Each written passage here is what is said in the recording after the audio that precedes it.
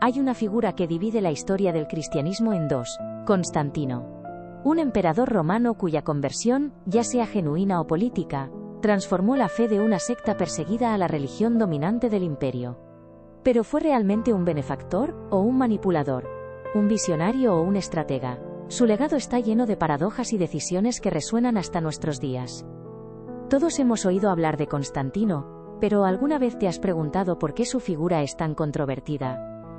Lo que la mayoría ignora es que la Iglesia, lejos de idealizarlo, reconoce la complejidad de su influencia, un hombre usado por Dios en un momento crucial, pero también un político con sus propias ambiciones. Analizaremos los hechos, separaremos la leyenda de la realidad, y entenderemos cómo este emperador moldeó el cristianismo que conocemos hoy. Exploraremos la visión en el Puente Milvio, el Edicto de Milán, el Concilio de Nicea, y la fundación de Constantinopla. Al final, revelaré un detalle sorprendente sobre su bautismo que desafía la narrativa tradicional. Comenzamos a desmantelar los mitos. Hola y bienvenido. ¿Estás en Católica Fe? En este canal, hablamos sobre el cristianismo y la fe católica. El signo del Crisma, la noche de la batalla del Puente Milvio y la visión de Constantino. La historia comienza con una batalla, un imperio al borde del caos, y un emperador pagano desesperado por una señal. Constantino, luchando por el control del imperio romano, se enfrenta a Magencio en el Puente Milvio. La noche antes de la batalla, la leyenda cuenta que Constantino tuvo una visión, una cruz de luz en el cielo, acompañada de las palabras: In hoc signo vinces, con este signo vencerás. Piensa en el miedo y la incertidumbre que debió sentir ese hombre, líder de un imperio que se desmoronaba, buscando desesperadamente una guía en la oscuridad. Constantino, obedeciendo la visión, ordenó a sus soldados pintar el crisma, un monograma de Cristo, en sus escudos. Imagina el impacto visual: miles de soldados romanos, tradicionalmente leales a los dioses paganos, marchando a la batalla bajo el estandarte de un dios extranjero. La batalla fue una victoria decisiva para Constantino. ¿Fue la intervención divina o una coincidencia afortunada? Lo cierto es que esta victoria cambió el rumbo de la historia, marcando el inicio de la relación entre el Imperio Romano y el cristianismo. Este evento no solo consolidó el poder de Constantino, sino que también plantó la semilla de lo que se convertiría en la religión dominante de Occidente. Pero esto es solo la superficie. El Edicto de Milán, 313 después de Cristo. La legalización del cristianismo y sus consecuencias políticas. El Edicto de Milán, promulgado en el año 313 después de Cristo, a menudo se presenta como el momento en que Constantino legalizó el cristianismo. Sin embargo, la realidad es más matizada. No convirtió al cristianismo en la religión oficial del imperio, eso vendría después, con Teodosio. Más bien, el Edicto de Milán decretó la tolerancia religiosa en todo el imperio, permitiendo a los cristianos practicar su fe sin temor a la persecución. Piensa en el impacto de este edicto en la vida cotidiana de los cristianos. Durante siglos, habían vivido en la clandestinidad, reuniéndose en secreto, temiendo la denuncia y la ejecución. De repente, podían adorar abiertamente, construir iglesias, y proclamar su fe sin temor. Pero el Edicto de Milán también tuvo consecuencias políticas significativas. Al legalizar el cristianismo, Constantino se ganó el apoyo de una población cada vez mayor, consolidando aún más su poder.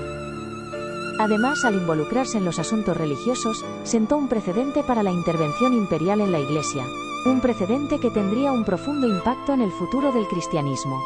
Y aquí viene lo que cambia todo: el Concilio de Nicea.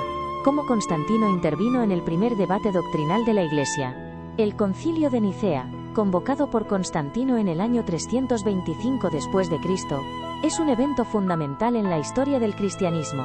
Pero, ¿por qué un emperador romano pagano convocaría un concilio de obispos cristianos? La respuesta es simple: la unidad del imperio estaba en juego. La Iglesia primitiva estaba dividida por una controversia doctrinal sobre la naturaleza de Cristo. Arrio, un sacerdote de Alejandría, argumentaba que Jesús no era divino, sino una criatura creada por Dios. Esta idea, conocida como arrianismo, amenazaba con dividir a la Iglesia y por ende al imperio.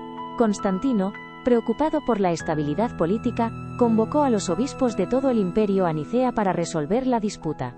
Imagina la escena: cientos de obispos, algunos de ellos marcados por las cicatrices de la persecución, reunidos en un palacio imperial, debatiendo acaloradamente sobre la naturaleza de Dios. Constantino presidió el concilio, actuando como mediador y presionando por un consenso. El resultado fue el Credo de Nicea, una declaración de fe que afirmaba la divinidad de Cristo y condenaba el arrianismo. Este credo, que todavía recitamos hoy en día, se convirtió en la base de la doctrina cristiana ortodoxa.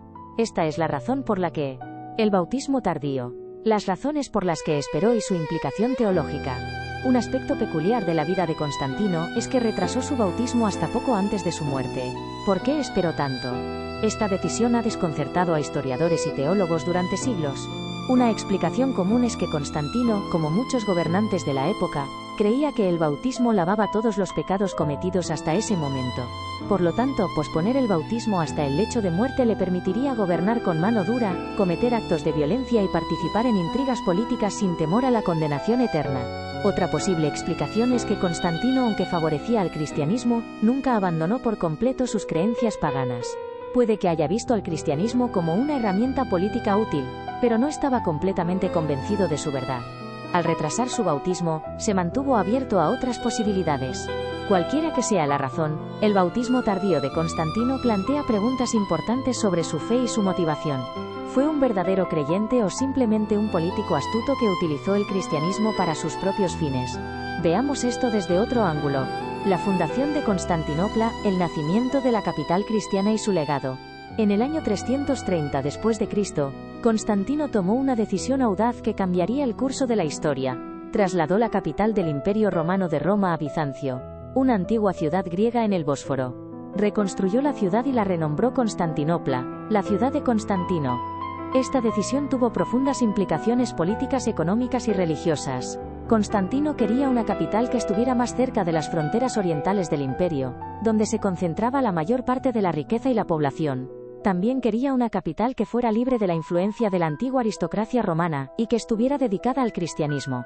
Constantinopla se convirtió en un centro de poder, riqueza y cultura cristiana. Durante más de 1000 años, fue la capital del Imperio Bizantino, el sucesor oriental del Imperio Romano. Constantinopla preservó la cultura griega y romana, promovió el cristianismo ortodoxo y sirvió como un baluarte contra la expansión del Islam. Su caída en 1453 ante los turcos otomanos marcó el fin de la Edad Media y el comienzo de la era moderna. Pero te prometí una revelación al final del video. Aquí está. A pesar de su conversión y su apoyo al cristianismo, Constantino nunca prohibió completamente el culto pagano. De hecho, continuó honrando a los dioses paganos y permitiendo la construcción de templos paganos. Esto sugiere que su conversión fue, al menos en parte, motivada por consideraciones políticas, y que su fe personal era más compleja de lo que a menudo se presenta. Constantino, un emperador complejo y controvertido, cuya influencia en el cristianismo es innegable.